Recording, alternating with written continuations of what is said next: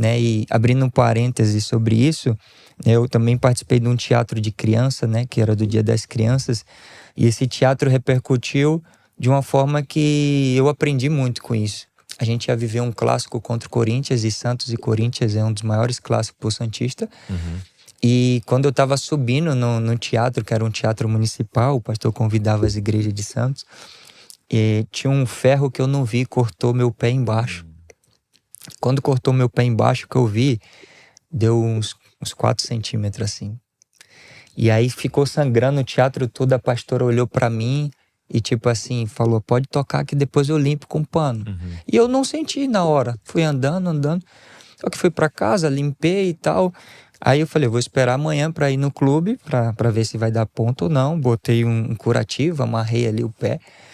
Chegou no clube, veio o assessor de imprensa falar comigo. O que aconteceu isso aí? Falei, cara, foi num teatro da igreja que eu tava servindo ontem, da peça das crianças. Ele falou, caramba, você é louco, cara.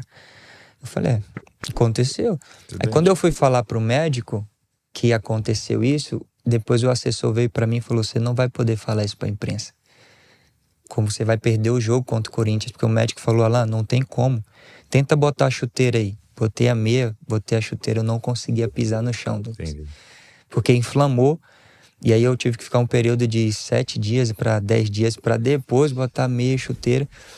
E aí eu falei, ó, desculpa, eu não vou mentir. Se vocês quiserem colocar e falar, fala o que aconteceu. Eu machuquei o pé num teatro. Na igreja para as crianças. Chego em casa, no final do dia, tá na Globo.com. Alan Santos, jogador do Santos. Jogador ou ator?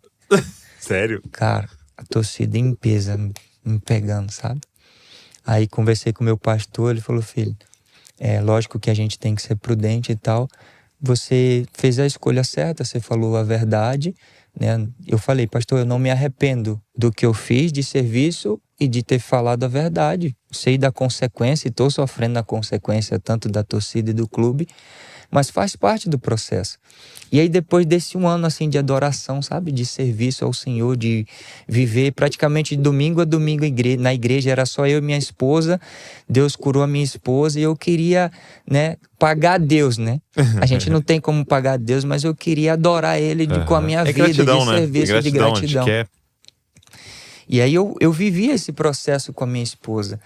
E aí nesse processo de gratidão foi um ano assim de caminhada, de vida na vida, o pastor comigo, a igreja comigo, os líderes comigo. Então esse processo foi muito importante. E no meio do futebol, hoje em dia, né, como cristão, a nossa identidade, o nosso CPF é o nosso Instagram, né? Então as pessoas vão no Instagram olhar, né? E quando eu chego para as coletivas, quando eu chego, as perguntas são diferentes, né? Os convites são diferentes. Eu já cheguei em clube sem ser cristão na época e depois sendo cristão. Eu tinha uns convites, mas não no profissional. E quando cristão, eu permaneci tendo alguns convites, só que não tinha Instagram na época. Por exemplo, já aconteceu que atleta me chamou pra ir pra noite, pra ir pra balada, pra noitada. Falei, cara, desculpa, eu sou cristão, sou casado. Falou, cara, mas você é baiano, é tudo macumbeiro baiano. Eles falaram assim pra mim, vamos pra noite, vamos quebrar, esquece isso. Falei, pô, irmão, desculpa, mano. Eu conheci Jesus, encontrei Jesus, isso aí pra mim é passado. Esses mesmos caras, 3 meses depois, bateu na porta do meu quarto, 3 horas da manhã, desesperado porque perdeu um amigo num acidente de carro. Pedindo oração. É isso. Então, tipo assim, o que eu vivo antes no futebol e depois de cristão são essas coisas, sabe? Alguns me levam a um ponto de me confrontar, porque o futebol é um esporte publicamente e tem 38 câmeras no jogo. Então, alguns me confrontam dentro do jogo. O futebol é um esporte de temperamento. É muito engraçado quando você tem um jogador que você sabe que é cristão, né? Aí você tá assistindo lá, Sim. aí você fica assim, não xinga. Mas é difícil. É desafiador. Porque você tá num momento quente demais ali, né? Muitas pessoas me perguntam, o que é que você faz? Cara, antes de todo jogo eu oro e falo, Deus, eu não quero sujar o teu nome. Quero ser luz, né? Eu não quero sujar o seu nome, Jesus, porque é o nome que está acima de todo nome. eu sou falho, eu sou pecador, mas eu não quero viver nessa rotina de vários atletas que falam que é cristão e acaba se corrompendo nas atitudes, nas ações. E o que que mudou pra você? Então você teve, assim, uma vida no futebol antes e depois, né? Sim. Aí você falou um pouco agora do que aconteceu na sua família, na sua casa, seu casamento, né? Mas o que muda na sua profissão, no futebol, a partir do momento que você tem um encontro com Jesus? Assim, eu no futebol, antes de eu me profissionalizar, eu não era cristão. Então o holofote não era tão forte, não tinha muitos convites, né? Porque o convite surge a partir do momento que você começa a aparecer e tal. A gente até brinca no meio do futebol que o cara fica mais bonito quando aparece, né? Fica, né? É, A porque uns harmonização cara facial é a fama. o cara feio aparece, joga a primeira vez, cara, atrai tudo que é tipo de mulher que nem olhava pra ele. Então, tipo, eu vivi uma época não cristão antes de me Então, quando profissionalizar. você foi pro Santos, já era pra jogar profissional ou não?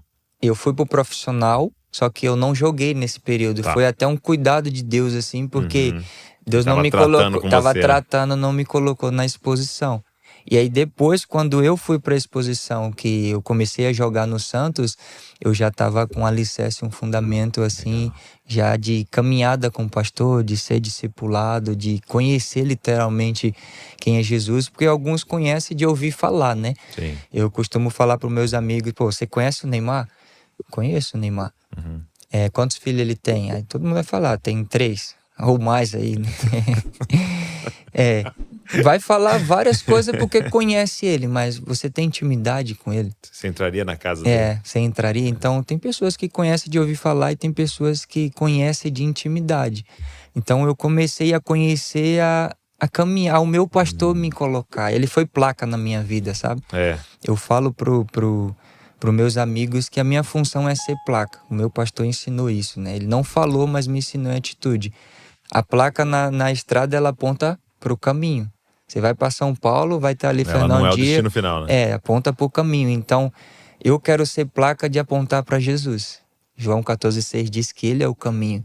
Então, ele apontava para o caminho, ele sempre apontava para Jesus. Então, eu quero cumprir essa função da minha vida dentro do futebol apontar para Jesus. Então, quando eu me profissionalizei no futebol que eu comecei a jogar, eu já estava vivendo um processo, né, de uma experiência linda de Deus, assim, que eu não queria passar, mas, né, aquilo que Deus faz no momento a gente não entende, mas lá na frente a gente entende, né? Deus curou a minha esposa de uma doença e a gente perdeu uma gravidez, perdeu um bebê e uma gravidez molar.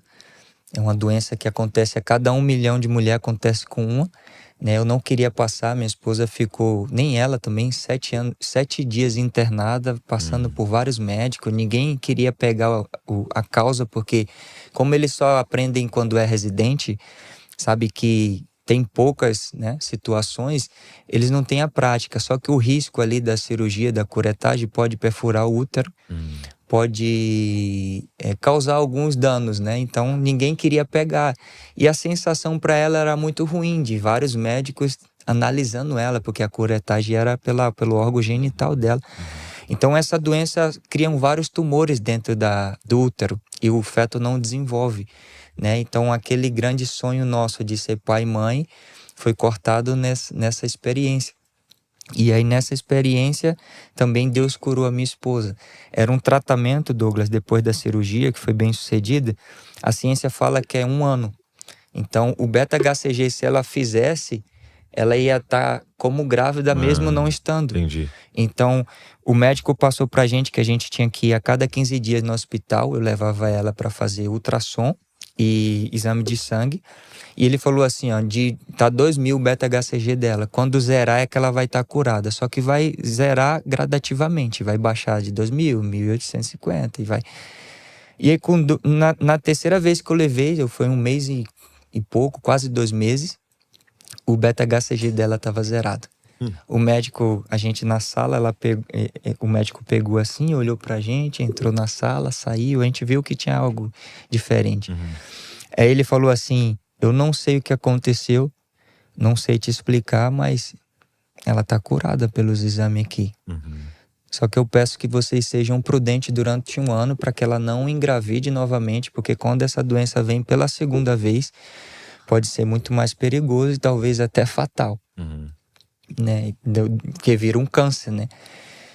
E aí a gente deu glória a Deus ali na sala quando ele revelou, né? E esse período de 1 ano de espera foi um ano de adoração, assim, né? De gratidão, porque eu tava vivendo um risco de perder a mulher da minha vida. Sim. E de perder o útero dela e não ser mais pai, que era o meu grande sonho, meu principal sonho. E aí o que é que eu fazia nesse 1 ano? Eu vivia praticamente dentro da igreja com ela. Tudo que tinha de agenda da igreja, a gente ia para Cracolândia evangelizar, dar sopa com o pastor na rua, evangelização na rua, participava do teatro. A gente fazia parte de relógio de oração, que o pastor tira 40 dias de jejum e faz 24 horas de oração. Tipo, a igreja, cada um pegava um horário, não pode parar de orar. Tipo, o meu horário era das 0 horas às 2 horas com a Sara. Aí outro tinha que pegar das 2 às 3, outro das 3 às 4. Não poderia perder o ciclo de oração, 40 dias. A gente participava e quando alguém não pegava, a gente assumia. E pegava como casal. E no teatro lá você fez qual personagem? Eu fiz a parte dos demônios. Eu como baiano, o pastor falava assim: rapaz, esse demônio aí tá muito manso. Esse demônio tá falando assim tá demais, falando muito lento, não vai dar assustar ninguém. Eu fiz o demônio e fiz o João, o José, na briga no bar. Legal. Né? Porque ele participa de uma briga no bar e para depois ter o acidente que ele sai ali alcoólatra. E também foi nessa parte desse 1 ano de adoração.